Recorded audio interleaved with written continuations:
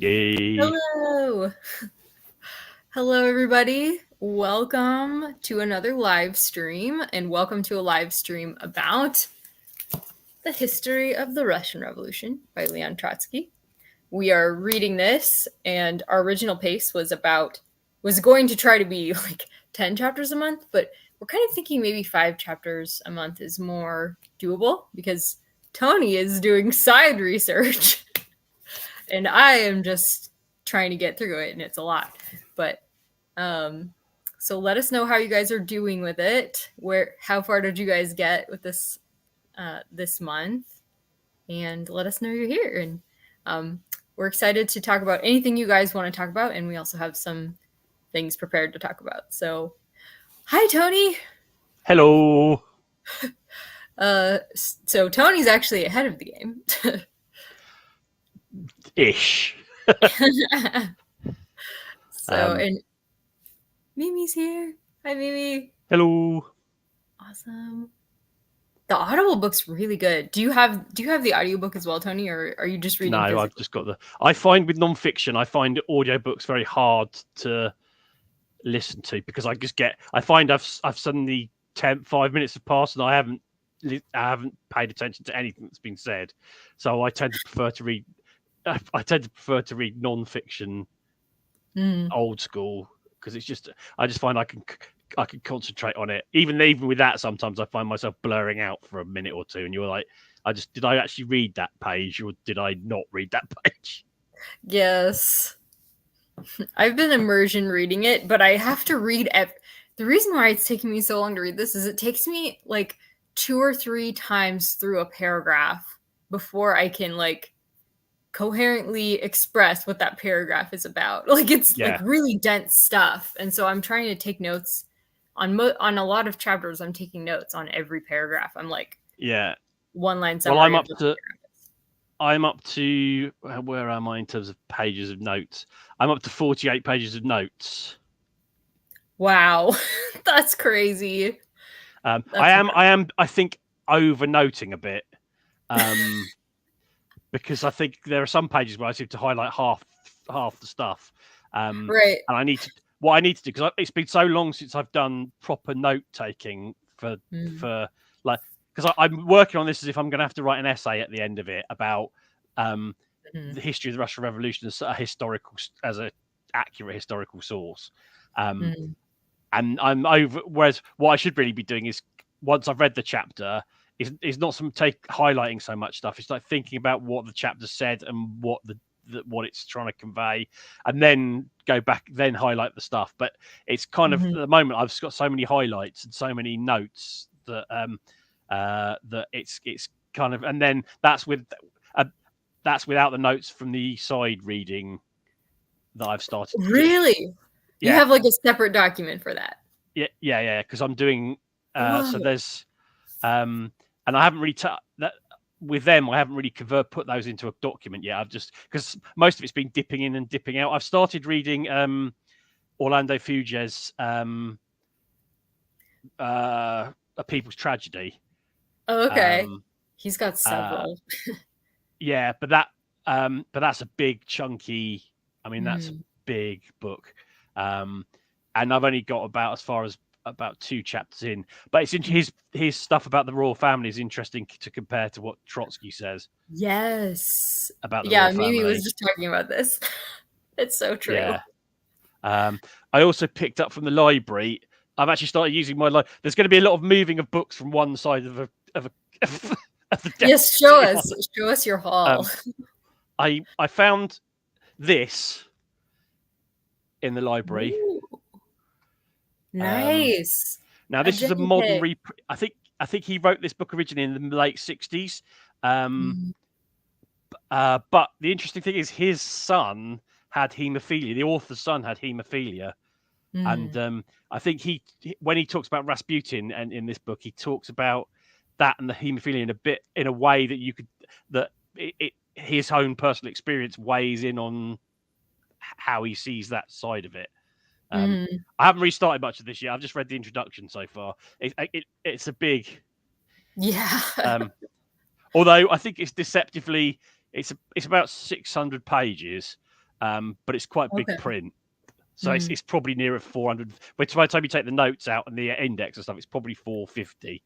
That sounds a little more manageable. That back, it's going to be backwards and forwards because I picked up this.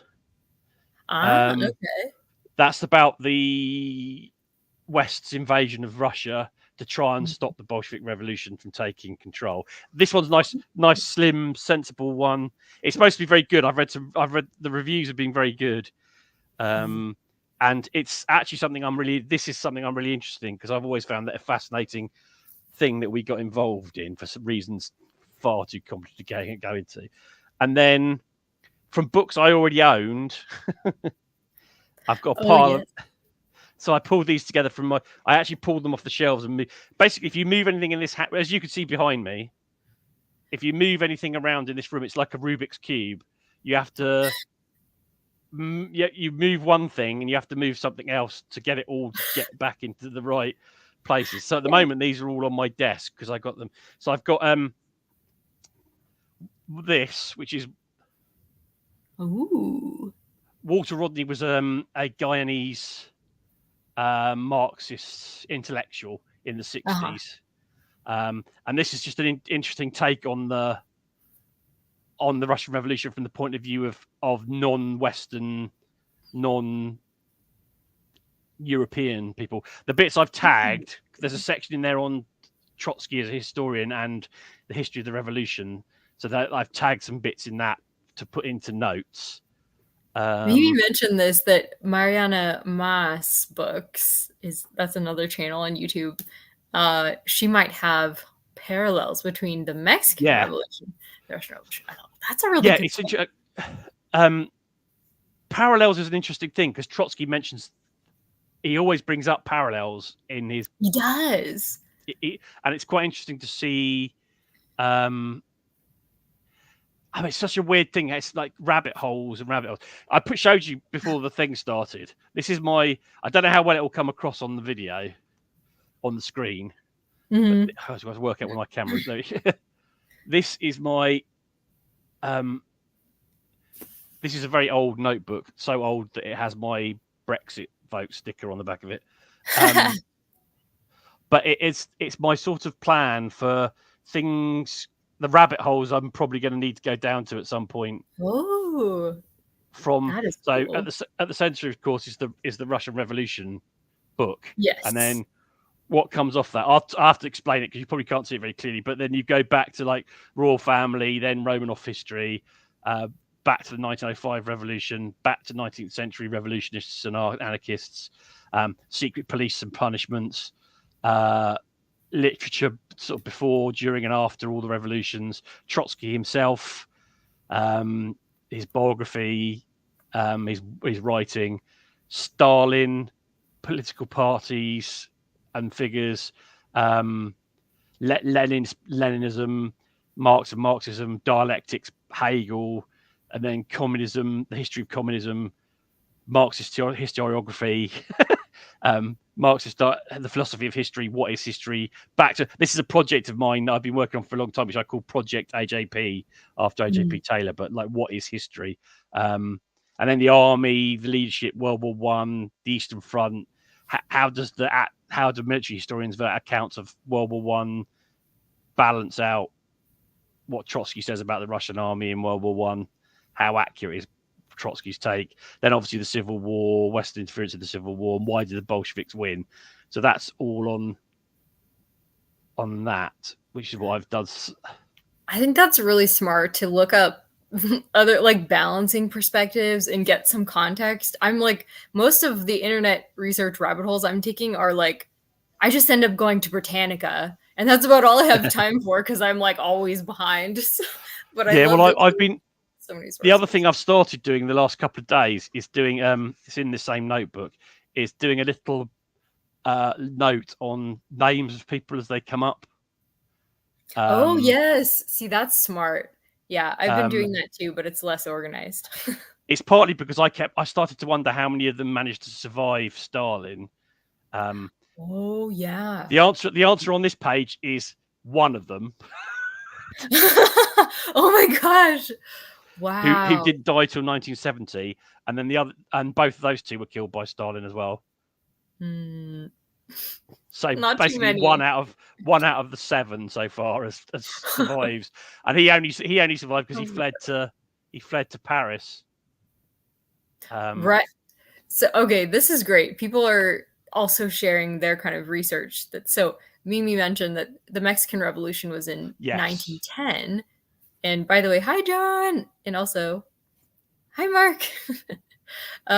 So he hasn't mentioned the Mexican Revolution though, which I find very interesting because it had happened then by that time.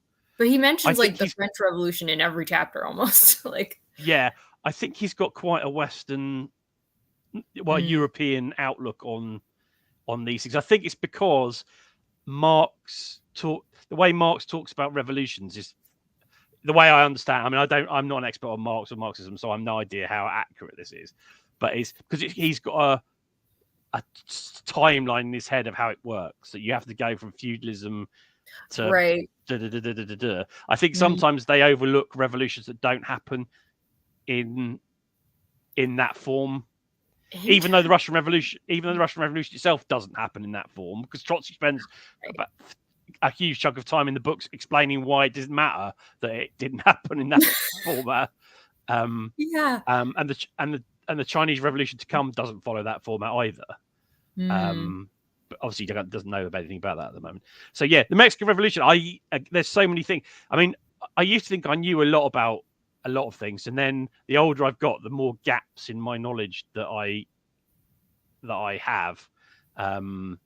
Like China, China is a massive gap.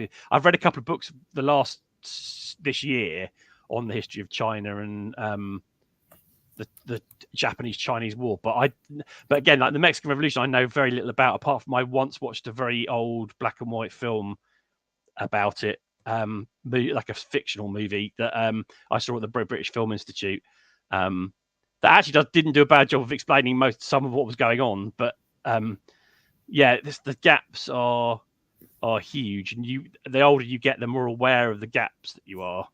Right. Yeah, that's a good theory though, because it didn't follow the Marxist format. That was the lens he was viewing the world through. And I suppose he never knew he was going to end up in Mexico. Yes. I didn't remember. I feel like we did talk about this at some point earlier, but I didn't remember that. That is so interesting. You got a nice pick. That's from No More Heroes Anymore by The Clash. Oh. And he was his assassins were allegedly assisted by the poet Pablo Neruda. What was? Sorry, I distracted myself. His assassins were allegedly assisted by the poet Pablo Neruda. Really? Yeah. Wow. Okay. Well, the book's not going to cover this, so I'm going to have to learn about it somewhere else. And it's all very interesting. But again, it's all stuff that you pick up and you have gaps and you don't know where they are until you start. It's like I've read a lot of books about World War One, but the Eastern Front is a virtually blank spot for me because I've hardly read anything on it. I have some basic knowledge from history courses I've done, but fundamentally I don't know anything about it. There is a new book out which I've asked to get a copy of from the library called The Eastern Front by it's just called The Eastern Front. I read his book called The Western Front, which was really, really good. And he's written one called The Eastern Front. I wish I could remember his name. Let me see if I can find it. If anybody knows, let us know.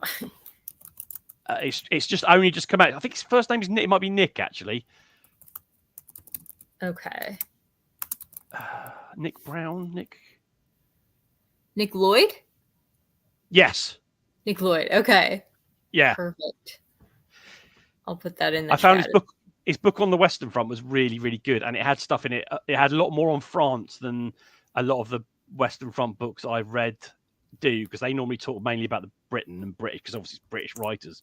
But his book had a lot more on what the French went through and what the French situation was, which made for a much more balanced book. So I suspect this Eastern Front book is going to be pretty damn good. Dang, yeah, that sounds like definitely something worth reading. Yeah. Now you'll have to get another one, Tony. Well, I've got it on order from the library, so at some point I'm hoping it's going to arrive at the library. You'll haul it next month when we're on our next live. Yeah. Awesome. So, and you had a Rosa Luxemburg pin as well. Did you want to show off I should show my little Rosa Luxemburg. It's my yes. She's waving a massive red flag. Rosa Luxemburg is a hero of mine. I can't entirely explain why, but I think it's because the more I read about her as I was reading about things, she's murdered by the Freikorps in 1919 during the Russian Revolution. And the more I read about her, the more I admired her. I have a sense that if she'd survived, I mean, probably Stalin would have got her at some point, but if she'd survived, she might have created an alternative middle ground between sort of Lenin and from what I've read of her stuff so far. I've got a huge pile of books about her down beneath me. And you've read a graphic novel kind of biography? Again, watch the Rubik's Cube moving of books from one. Sorry to make you dig it out again. He showed me earlier. There it is. Yeah. Red Rosa. So you would recommend that one for sure. I really would recommend it. It does a very good job of not just being a biography, but it also does a very good job of outlining her political beliefs and some of the things that she wrote and said. And she was a very brave woman. There's a famous picture of her, which is her, it's just of her head and shoulders, wearing a hat, but she's got her veil up, which was a sign of rebellion, because you were supposed to wear your veil down, and she refused to wear it down. They're not like veil. They're like, netty, like the net ones, like wedding veil. Right. I might need to read that for Red September. Yeah. Which, by the way, Mark has joined us as a co-host for Red September. So yay! So this. Oh, so that's good. I've never heard of that. I'll put that on my list. Yes, thank you, Mark. Thank you. Mark has, by the way, also already read this. So if you have any insights you want to share with us, Mark, please share anytime. Okay, and I did not know this either. This is fascinating. Wow. Yes, allegedly. I don't know how. I've got. I read a biography of Frida Kahlo, very good one actually. And it does come up in that there is they are allegedly lovers. So Frida Kahlo is another hero of mine, by the way. So I kind of okay. So that makes sense. Now, okay, I wanted to share one other rabbit hole too. Yeah. Before we move on to another question, this has been really fun. So to buttonhole someone, I don't even know if you remember this because it was probably in like chapter 8 or something. It was you would have read it a long time ago now.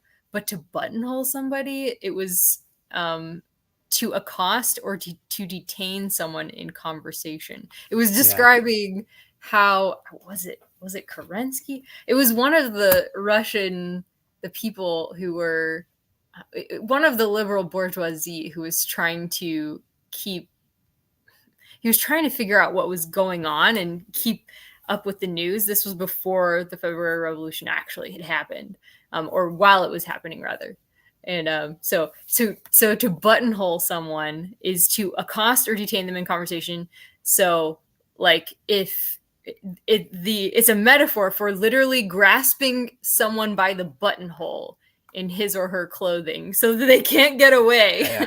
I just thought that is such a great expression. So that's one of the edition of it I'm reading is the Penguin Classic, which the translation which has American spellings for reasons that I don't quite understand. Really? Yeah. I don't know whether it's because it's an older I don't know if it's been recently. I know there's an updated translation. But it's every time I post a note into my Word document, it gets annoyed with the American spelling of That's so various funny. words. My audiobook is narrated with a British accent, which I think is interesting that they didn't like find someone with like a Russian accent. I'm listening to a separate book right now called I Love Russia by Elena Kostychenko. And her book is narrated by someone with a Russian accent, and it's really lovely. Like it's really good to listen to, even though the book is very choppy and I have a really hard time following it on audio. I really wish I had a gift for languages, because I think Russian, being able to speak and read Russian, is supposed to be a beautiful language to be able to speak and hear and understand. So it's one of my great regrets that I am linguistically incompetent or lazy, one of the two. Oh man, it takes a lot of work to learn a language, though. It's like a lot of hours that you could be spending doing something else. So yeah. Especially when it comes with a whole different alphabet. Yes, definitely. Although I feel like Russian is interesting because it has like parallels. It uses a very similar alphabet to the Greek alphabet, which is very similar to English. So it's like it's not they share a lot. There's a lot that when I was learning Russian, like there was a lot of words that were like words that I know, but they were just spelled with the Russian letters, like soup. It was like soup. That's the word. That's how it's pronounced. So but this would be a great idea. I'm gonna make note of this. That's supposed to be an amazingly good. That's supposed to be very good. It's a long film, but it's supposed to be very good. Thank you, Mimi. Long. Yeah. Okay, long film. I'll keep that in mind. It's a sort of drama. If I remember rightly, it's a drama documentary. Ooh. Because I think it's got interviews with real people cut in with. And actually, the book, it's based on a book. It's by John Reed, I think, called 10 Days That Shook the World. Okay, yeah. I've heard that one. Okay. And then we've got a couple. Oh, interesting. Okay, yeah. I mean, Hangul makes so much sense. So it's nice when somebody actually like creates the alphabet to make sense. It's a real big difference than in English where nothing makes any sense. Okay, awesome. Oh, and another book recommendation. Excellent. Oh yes, I forgot, because Arthur Ransom, I think he was I could be wrong about this. I think he was a spy or as well as a writer. I could be wrong about that. I could be thinking of somebody else. There was a TV series called Riley Ace of Spies, which is loosely based on a real person that's set in Russia during and after the revolution. It's about a British spy. It played by the guy who plays one of the scientists in Jurassic Park, the guy from New Zealand. Oh, okay, yeah. I don't know all of their names, but I know who you mean. No, yeah, I remember that being a really good series. It was when I was quite young. I watched it when I was quite young, but that was quite and that was actually it had real political figures in it as well, which is quite interesting. That is interesting. It's when they use real people in films, a lot of times they're not great actors, but it's still interesting. Yeah. So why don't we talk about why was the revolution so centralized in Petrograd? Because Trotsky, he shares his idea, but I found it less convincing. He said it has nothing to do with the previous extreme centralization of a monarchy. He just is like, oh, it's just cities. Everything ferments in the cities and goes out to the rural areas, and the rural areas just accept it. But I don't know. What did you think about that? I think there's an element of truth in that. In the urban areas often rise before rural areas, but not always, because sometimes it's a rural area suffering that rises up and brings other people with it. I think centralization is just it has to happen in Petrograd because that's where all the main people are. Yeah, it's where all the main centers of power are. Petrograd has to rise. It doesn't have to necessarily rise first, but things are going to happen there that are going to happen elsewhere. And there is an element of when I think about revolutions, I think sometimes, and I'm not, as I said, I'm not an expert. What is it? You call me a citizen reader. Yes. But when I think about like the French Revolution, that is centered on Paris and brings other areas with it, but the rural areas are where the counter-revolution starts,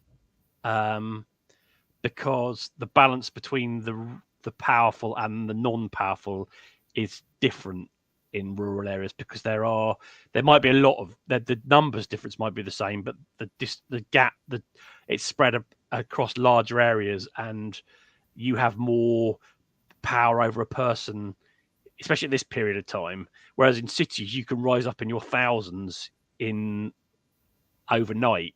And also Petrograd's where there's a huge amount of soldiers and sailors.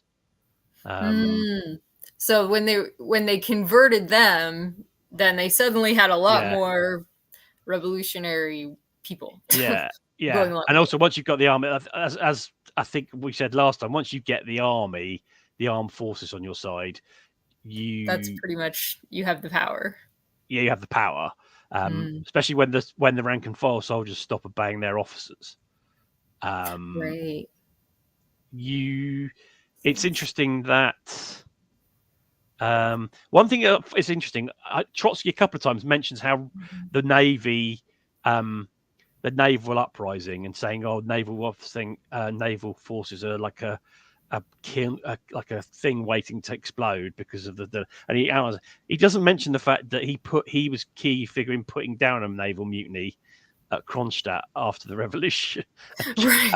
and was partly responsible for killing thousands. Well, I don't know about thousands, but a lot of Russian sailors who revolted against the Soviet government. So he didn't talk about that. He doesn't mention it at this point. I don't know if he's going to mention it later. But when he was talking about the uprising, I was thinking it almost sounded like he's talking from both personal experience of the revolution and of what he did afterwards. He didn't directly. I don't think he directly led but he was the person in charge of the military that sent the people to put it down. So is that so? Because in the country, was it more? Yeah, I guess this makes sense, because in the cities there was more workers, whereas in the country there was more serfdom. There were more. Is it peasantry? Is that the right term? Yeah, they weren't serfs by this point, because I think they had been abolished. That had been abolished. They'd been abolished, but they were basically they were peasant. They were working on the land. And this wasn't a peasant uprising. No, because it starts. Because I think in the modern world, I think when you look at, like, if you look at English history, there are a number of what you could call peasant uprisings, or like rural uprisings before the English Civil War. There's a very good book called something like "Let's Kill All the Gentlemen," I think it's called. Let's Kill the Gentlemen. Which covers the history of England prior to up to the English Revolution and a bit beyond, and it covers all these things that nobody teaches you in school, because nobody teaches you about working class uprisings, because they don't want you to think that that's a possibility. Right. We didn't learn about that much either. No, well, it's what what's her name? There's a famous black feminist writer who wrote something called "You Can't." I wish I could. Brain. You can't destroy the master's work with the tools the master gives you. Oh, It's something like that. I paraphrased it rather badly. Somebody can probably give me the actual quote and the name of the woman. And it's quite. I always think of that when I think about like you need to learn your own way to things and not just take what you're served. I'm not talking about conspiracy theories. I'm talking about actual kind of digging into what you're told and learn. Because if you were to listen to about English history, you'd think we'd never had anything like a revolution in our entire history until the English Civil War. But there were loads of them, and they always ended up being put down and ruthlessly and violently. But they happened a lot. So you kind of and also like Trotsky doesn't talk about 1848 much either, which I think is interesting. He's mentioned it a couple of times, but he hasn't really dwelt on it in the way he does. He brings the English and French revolutions up a lot, as comparisons. Is 48 when serfdom was abolished? No, well, it's around that time because there are a load of revolutions all across Europe in 1848. Like loads of them in France, Italy, Spain, Germany, or what will become Germany and Italy. Partly for that reason, there's a nationalist element to it, but partly about general thing. It's a fascinating. But I did it at school for A level, so we're talking 1988, 1989. But it's a really fascinating period of history because it's happening everywhere, and it's just interesting how things come and go. Sorry, I'm doing it again. I'm doing all the talking again. I always suddenly hits me that I feel really guilty about it. No, well, I think it's fun because you've read so much about this that it's really, and you have more of a European outlook than me as an American. We just didn't. That's just not what we really learned about as much in school. I just have this bad habit of thinking aloud. So once I start talking, you're doing great. It just goes off on a tangent like forever. Like that's how live streams are, though. That's just how they go. And see, this is a really good parallel too. Yeah. Yes.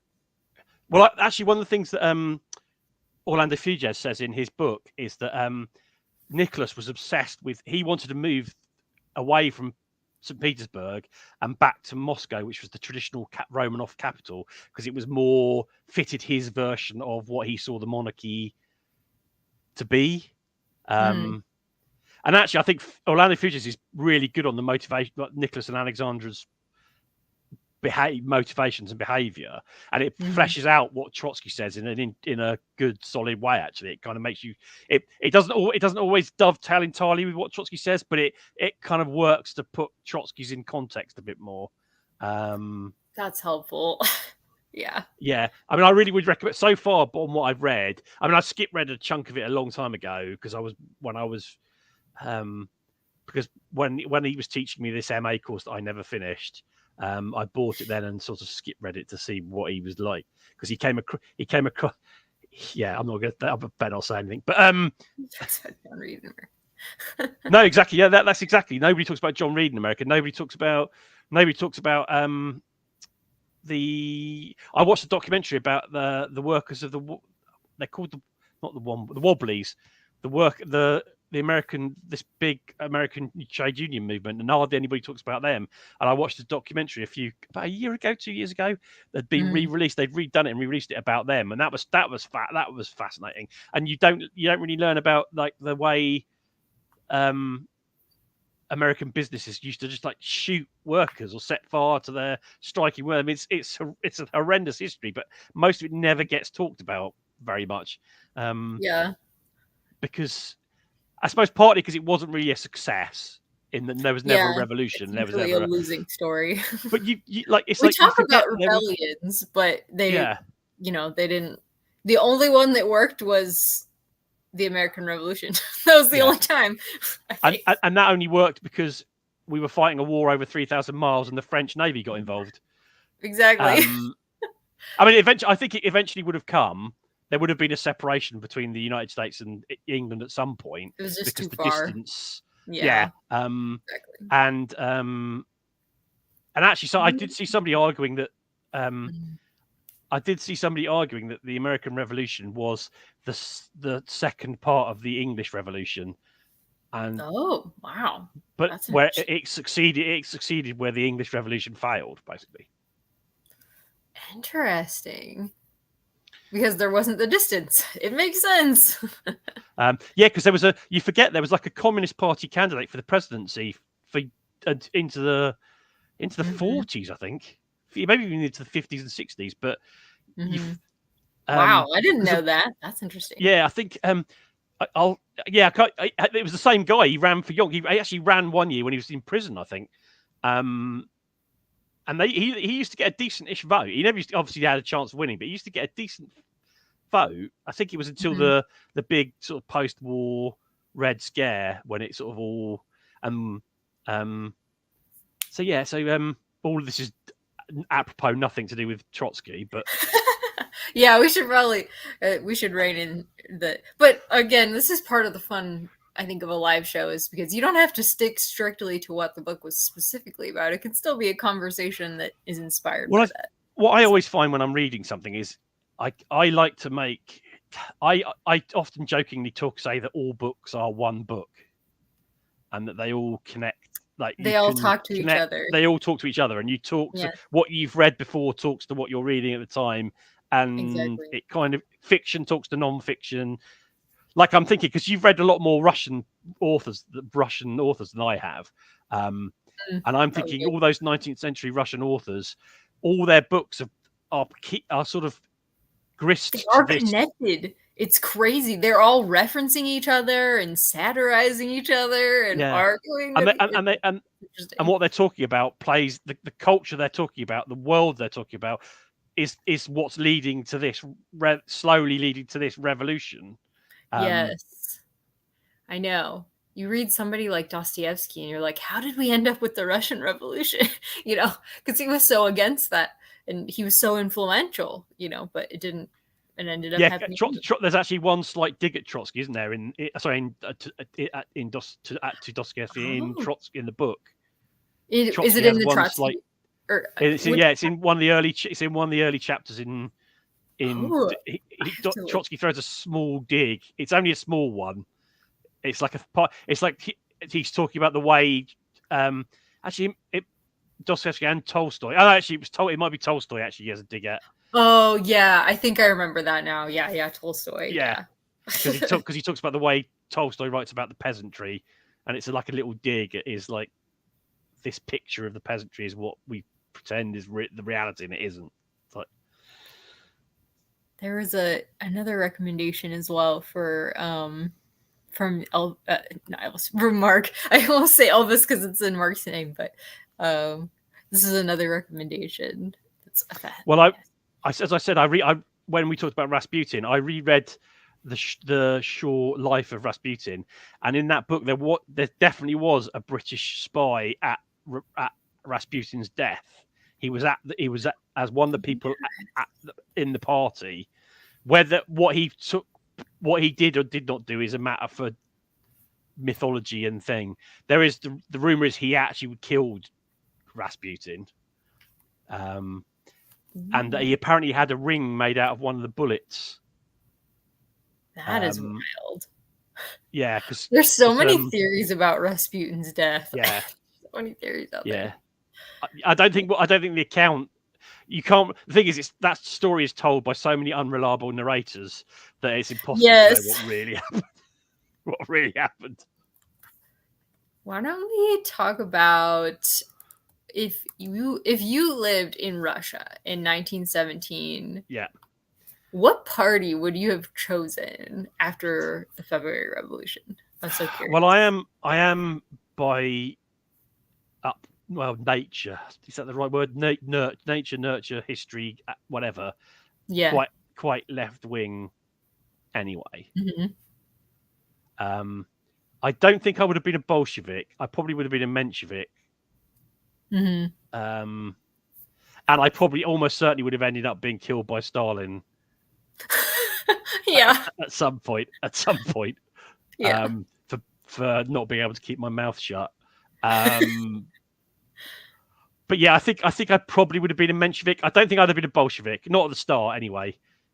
And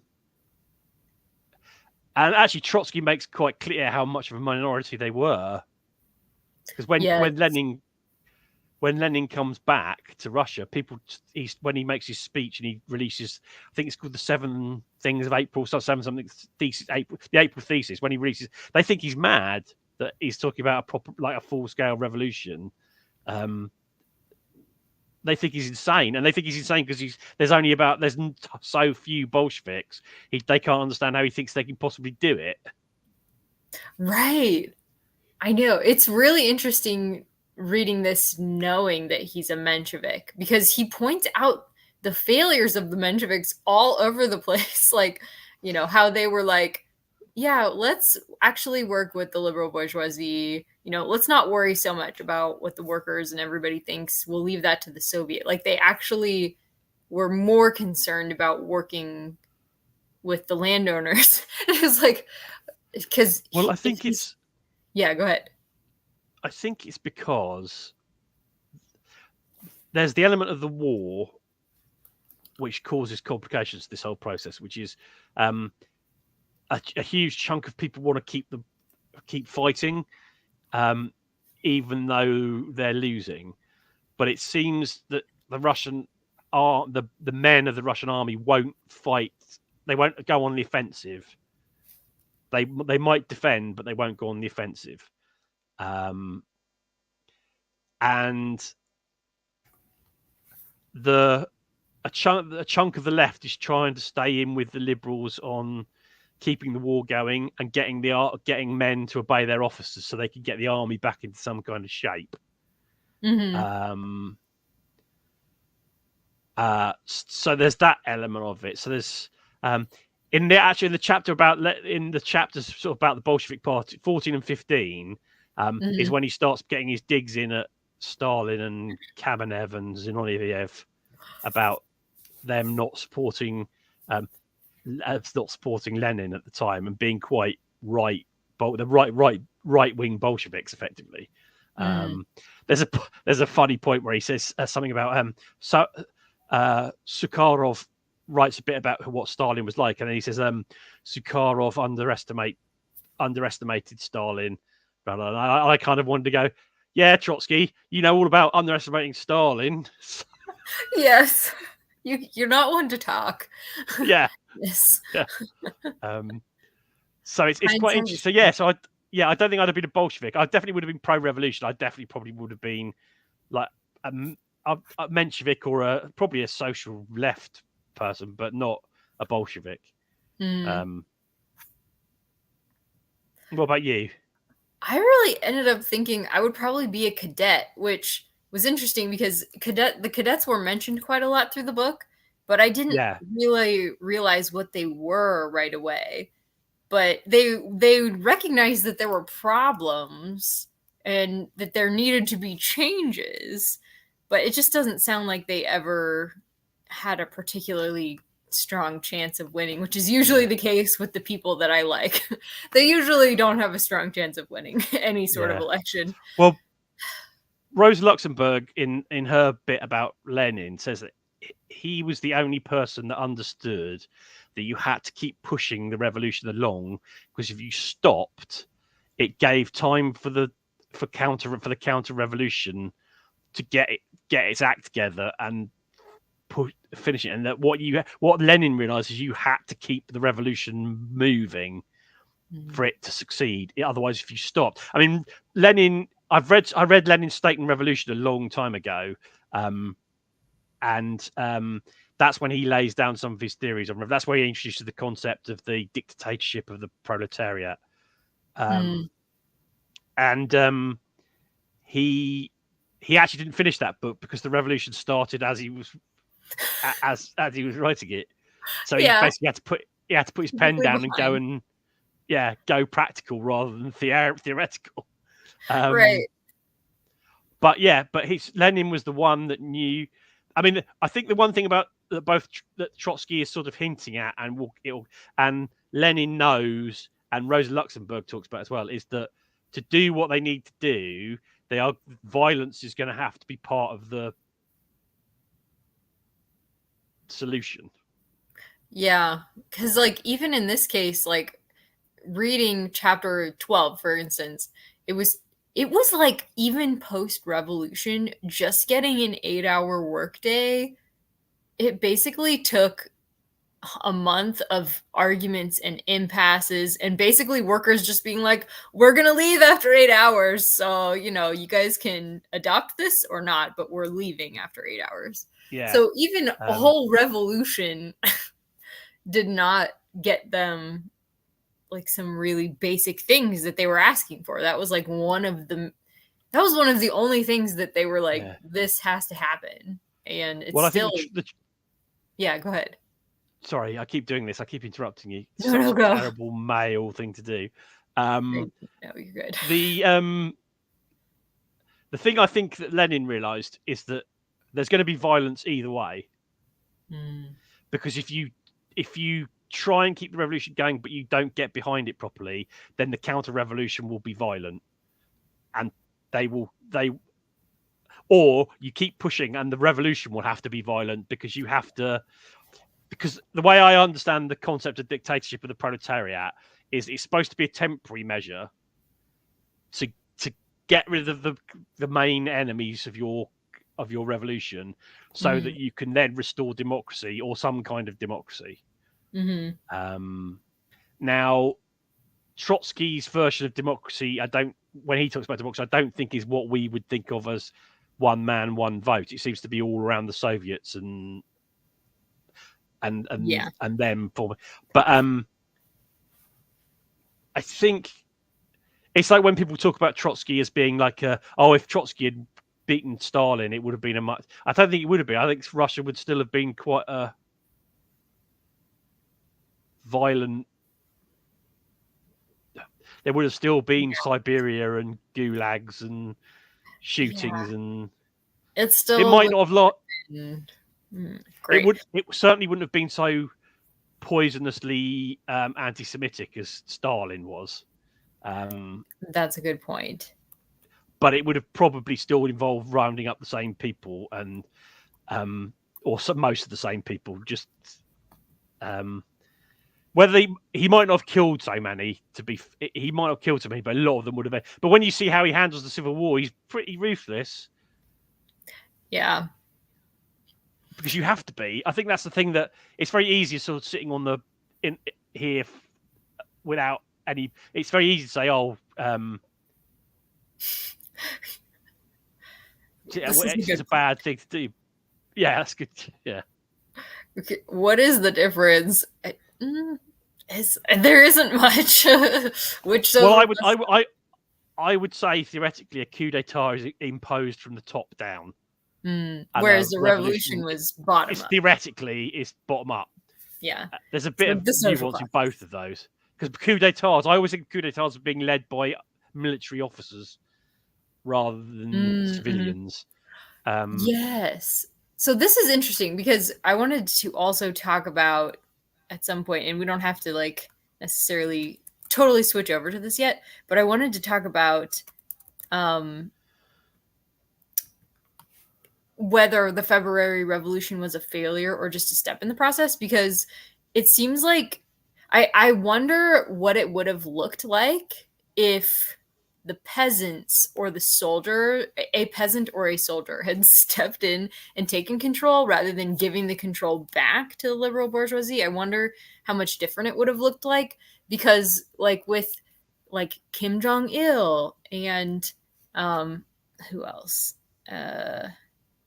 Putin, like people that were military leaders, we've seen that happen where it was like military people stepped in and took control versus people who were pretty much already in the government, which is what happened in the February Revolution. Yeah. Like the people in control were almost the same people who had already been in control. It's just they didn't have the Tsar at the head of them anymore. Yeah, I think the problem from there is no military leader in Russia that's going to bring the military with him. That's the problem you've got. You've got no general is going to get the Russian army to follow him and take over the country unless he is professing to be a revolutionary. And as far as I'm aware, none of the Russian generals were even anywhere close to that. He says that in chapter 13. He's like, we didn't have any standout generals in Russia, and it's because the military was reflecting the society. Yeah, I mean, I'd love to know. I don't know anything about this. Is one thing which is a gap in the knowledge. I don't know how accurate that is. Because the Russian military's record against Germany is terrible. Mm-hmm. After an initial sort of blip against the Austro-Hungarians, they were doing a reasonable job. But then the Austro-Hungarians were led by imbeciles, as far as I can gather from the reading I've done. I remember reading previously that a big problem was that they just did not have. They were still like decades or more behind other nations in technology. And that goes for like farming, that goes for military, that goes for like everything. They were way behind technologically. And that's part of why they couldn't, like, that's why they failed. There was something they did. They tried to win against Japan at some point. I can't remember. Oh yeah, 1905. It was what sort of tipped off the 1905 revolution. Was they were totally humiliated by the Japanese. Yes, and because they were expecting a win. Yeah, that did not happen. And other people were expecting them to win too, not just Russia. Like other nations were expecting them to win, because in the past they had like the hussars, I think the mounted soldiery. They had some intimidating soldiery, for the 1800s, but when it came to 20th century warfare, they were just not up to speed by that point.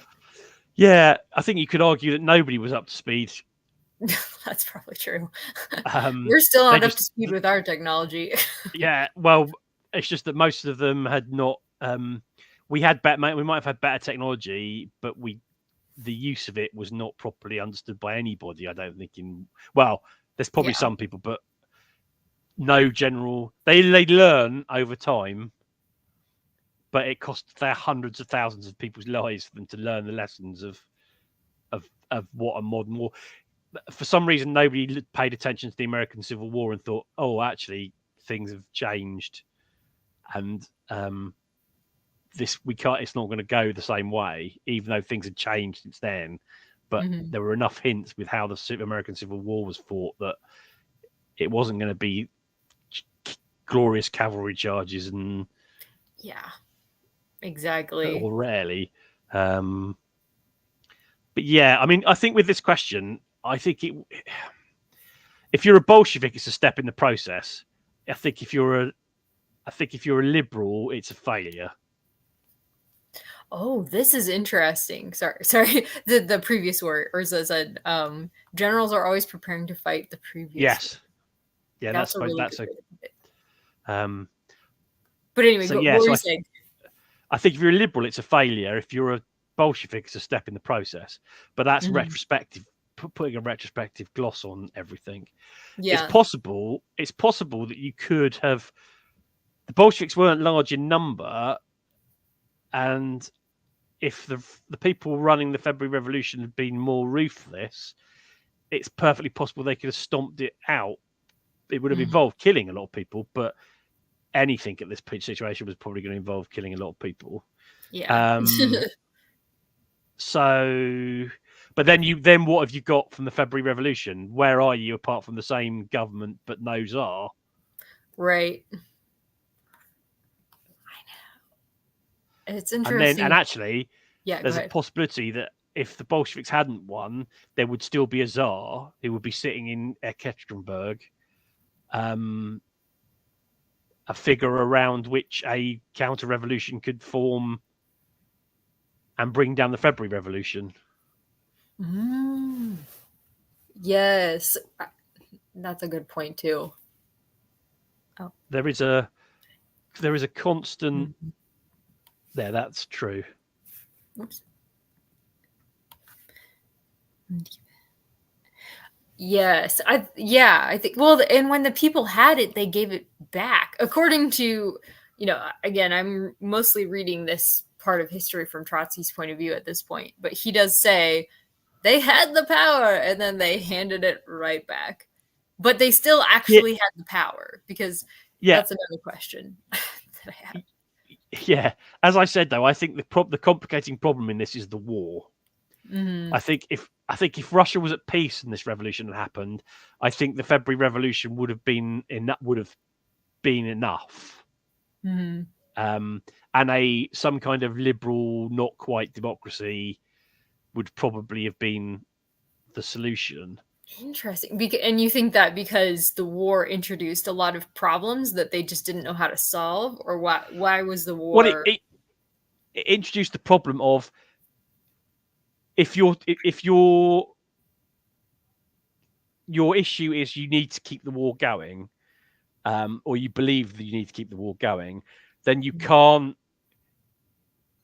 stop this happen. You can't stop it because there's clearly no, from what Trotsky's saying, and there's no interest in carrying on fighting this war. They don't want to get invaded by the Germans, but they don't want to go and fight the Germans anymore either.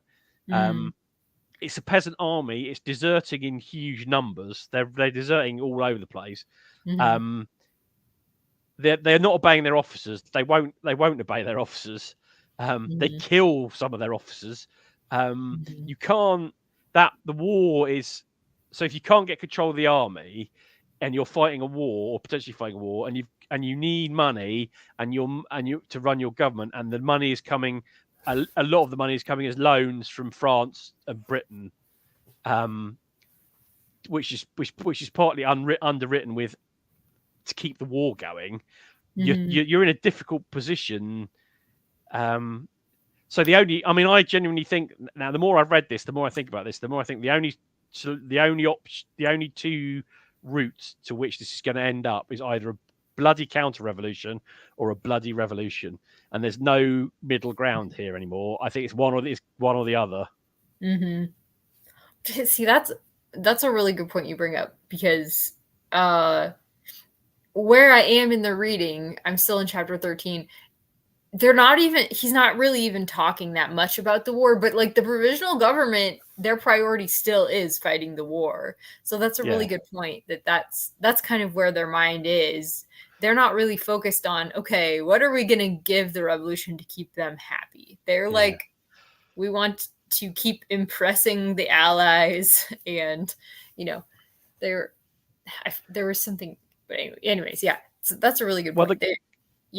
And the current situation with the revolution is in the Germans' interest, because there's no fighting going on, so they're obviously starting to be aware that the Americans are coming at some point.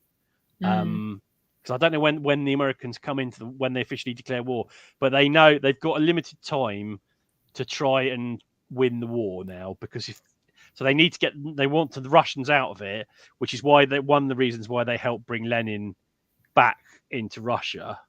And April 1917 is when the U.S. Senate voted in support of the measure to declare war on Germany. So it was right then.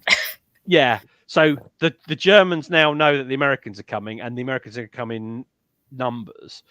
They want the Russian part of it over, because then they can move most of the blokes in Eastern Europe back over to the Western Front. And they can make a last ditch stand before, and hopefully bring the war to an end in their favor. I assume they want to just take Paris, and then they can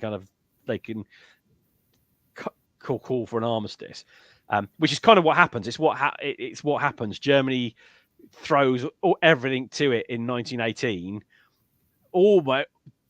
almost does it, but it's eventually stopped, and then the Allied counterattacks just push them back, and then the German army collapses, because it's in the same way the Russian army collapsed in 1917, because they're not being fair. They're not being fed. They're just being thrown in at the thing, and it's clear they're losing the war. And at home, their people are starving at home because the British have got a naval blockade, which means no food's coming in. Okay. Thank you for the whole picture of the war front really helps add context to this. That's because when you're not in the moment, you're not necessarily thinking of all of the factors that are. You just kind of look back at it and you're like, how did they not know that this was a bad idea to ignore what the workers are wanting? But hindsight is. Well, I think it's. Is that a bit too bright? I don't know. Oh no, that's fine. Because it's starting to get dark. It's yeah. I think it's. As I said, I think the only options you've got at this point in March is bloody counter-revolution or bloody revolution. Yeah, and you've got to pick one or the other. Because if you're the government, at some point you've got to either say, right, we've got to bring these people down, so we've got to arrest every Bolshevik we can find, and start shooting them, and yes, it's going to be horrible, but it'll bring it to an end. It's hard though if the army's not going to support you, but you kind of it's divide and conquer is the usual tactic in these situations. And you could try and separate the peasantry from the urban people by offering things to the peasantry. So there are, but I think you, as I said, it's very easy to sitting here 80, 90 years later, 100 years later, going, well, if we've done it, but I don't think it's a simple, I think it's, I think things are happening. There's a momentum to these things, and at the moment it's drifting away from the liberals towards the Bolsheviks, but it hasn't gone to full scale momentum yet. It could still be stopped and turned around, but I think the options are very limited without some drastic concessions somewhere. And Lenin seems to have come in fully kind of, we are going to do this and we're going to do this properly, not just agree to this middle of the road stuff. We're going to take control. I mean, I don't, as I said, I'm not an expert on these things. So I don't know, but from what I've read about, it's an astonishing piece of leadership on Lenin's part. Yeah. I know how, because he's not even there yet. So it's like, no, he jumped on that, galloping horse and took control. Yeah, and he tries to get control, and eventually he does. I mean, it takes a long time for it to get all sorted, like for it to go through the full, because you've got a civil war to fight before you have proper control. But yeah, exactly. Yeah, I keep wondering because I haven't read anything like this detailed about the whole process. So I'm still like learning as I'm reading Trotsky. I'm like, I didn't even realize that there was such a long time in between when the first revolution happened and when the Soviet Union came into being. So for me, I'm like, I don't even know what's going to happen. Like this whole, who is actually in power after the first, who is in power after the February Revolution? Because he has a chapter called Dual Power. So it's like there's two powers that are dueling. And then when Lenin comes into Russia and ends up getting the control, it's like a totally separate, like a third power, ends up taking control. So it's wild. Yeah, I think there is a government, and there are the Soviets, and the Soviets seem to mostly end up drifting towards the government line, which is one of the reasons why Lenin is so annoyed when he arrives. Despite the fact that the people electing the Soviets aren't in favor of helping. I think there's an example, because the 1905 revolution ended up being a damp squib and they ended up being taken for a ride. Well, that's how you would see it. I think they're unwilling to just settle for there's a large number of people that are willing to just settle for, well, let's just get the bourgeoisie in power and they can set up elections and political parties and it'll all be fine, because that's what they were promised before, and it didn't happen. It's like the example of what the British were promised after World War One, a land fit for heroes, and they didn't get it. So that it was which is part of the reason why Churchill lost the 1945 election, because people remembered what they were promised in 1917 and 18 and didn't get. Oh, interesting. And that by that point there was, so by 1945 they were thinking, no, Churchill was a great war leader, but he's not the man you want in charge to rebuild a country and rebuild a society. So we want something different. Mm-hmm. They remembered the broken promises. There's an element of that. So there's an element of that here, which is we've had broken promises. We don't trust. I mean, the hardest thing is to know what ordinary people really think in these circumstances, because you very rarely hear from ordinary people, because by definition, anybody that's got themselves elected onto anything has an interest in politics. Yeah. It's like memberships of political parties are not the best way to judge policies that you want to introduce, because memberships of political parties, members have got an interest in something that's different to the general public's interest, because it's focused on a political party. So you've got a situation where you kind of have to. I don't know. There might well be lots of information from the grassroots that we've never seen or we've never read, because we're not experts in the field. I'd love to read something like what the peasants and what the I know. I that's something I want to do for Red September too. Is there are people who've not necessarily from the revolution, because that was so long ago, but I have some works lined up of people who lived in the Soviet Union, and they can share what that was like. And part of what's interesting about I Love Russia that I'm reading right now is, her mom was a communist and believed that that's what the country really needed. She had criticisms about certain leadership. So yeah, it is interesting to actually hear from somebody who was living in it, differently than leading it or trying to lead it. Exactly. It doesn't mean you follow everything, but you're like, I subscribe to this. So it'd be interesting to know, and what the rank and file in the army were thinking. Yes. They seem to obviously want peace, because if you're a soldier, it's a sensible. I mean, it's astonishing actually. I was thinking about this when I was reading.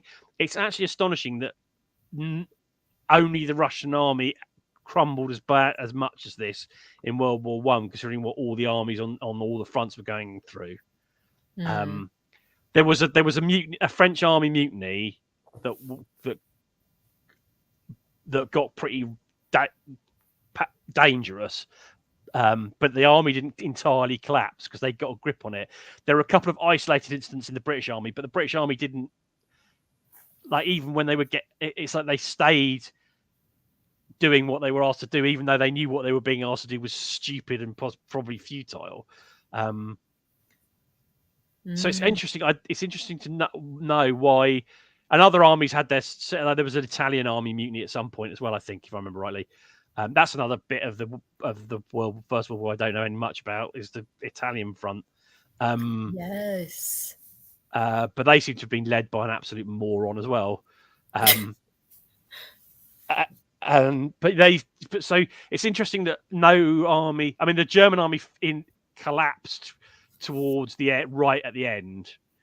They weren't there were scenes of new soldiers being sent up to the front were booed by the soldiers who were already there and told they were idiots for going.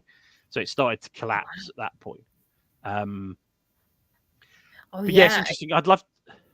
Oh, sorry. What were you saying? No, go on. I was just saying that I think he did do this. He did. Yeah. Which is a stupid thing to do. It's send the people who are most disruptive to the front line where they can disrupt the front line. Yeah. It's like the Germans putting it's like the Germans in World War II putting all the the best escapers, all the people that had tried to escape most into one prison. Yeah. It's never going to be a good idea. It's never going to end well. Why are you doing that? So you kind of have, it does always seem a daft. It would have been better to send dissenters to Siberia, like you've always sent dissenters to Siberia. Get them out of the way. Yeah. Don't put them anywhere important. Well, also don't put them anywhere where people have got guns. Yes. Yes. Oh man. Was there anything else you wanted to touch on before we wrap up the live stream? No, I feel like I've been talking for about 14 hours and everybody's probably bored of my voice. You must be getting tired. Yeah, my jaw is starting to ache. Yeah. I'm actually enjoying it much more than I thought I was going to. Actually, I thought it was going to be very dry, and it's actually not like that at all. It's actually like riveting stuff. I'm like it's hard reading, but it's really like paying off. I feel like I'm learning so much. Chapter 16 is very good because Trotsky gets to roll out some of his snark about his fellow Bolsheviks. Yes, I know. We will definitely have to talk about. He lets his bitchiness out. He lets his bitchiness out for that chapter. Especially about he's actually to be fair, he doesn't really lay into Stalin in a way you might expect him to.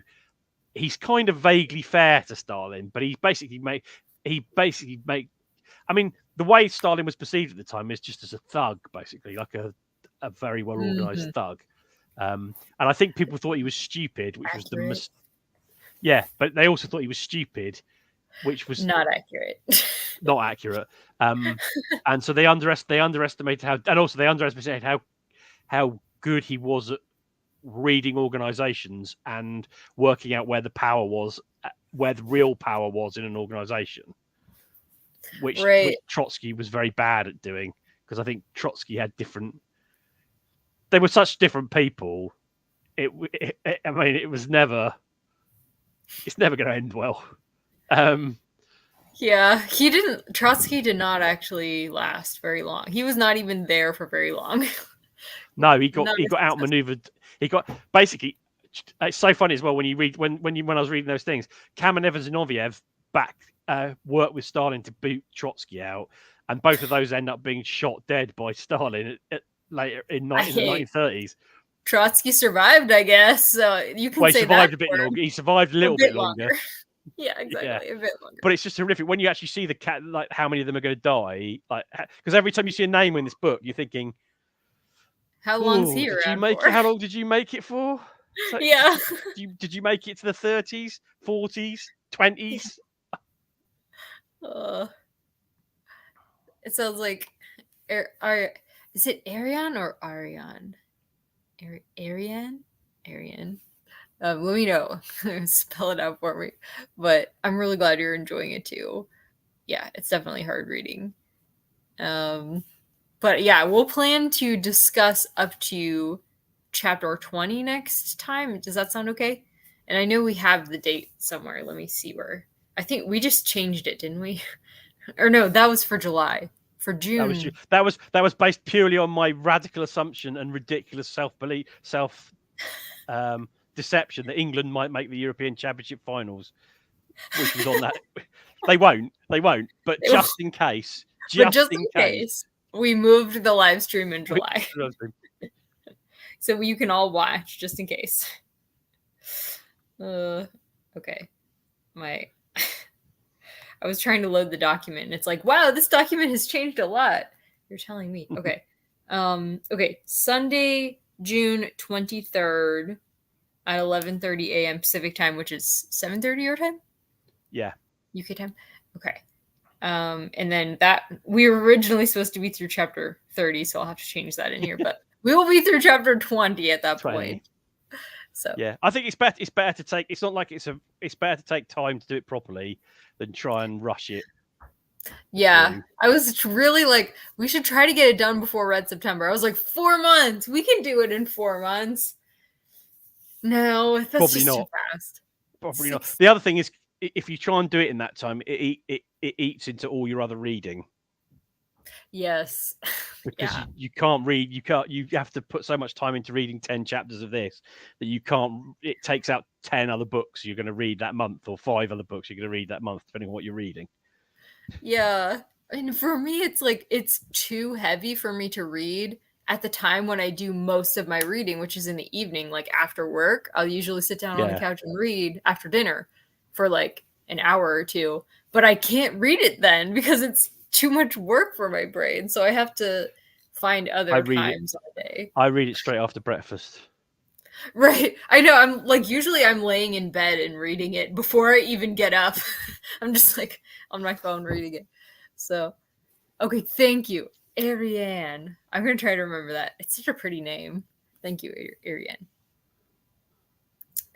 Oh, thank you so much. Thanks for joining us. Yes, I agree.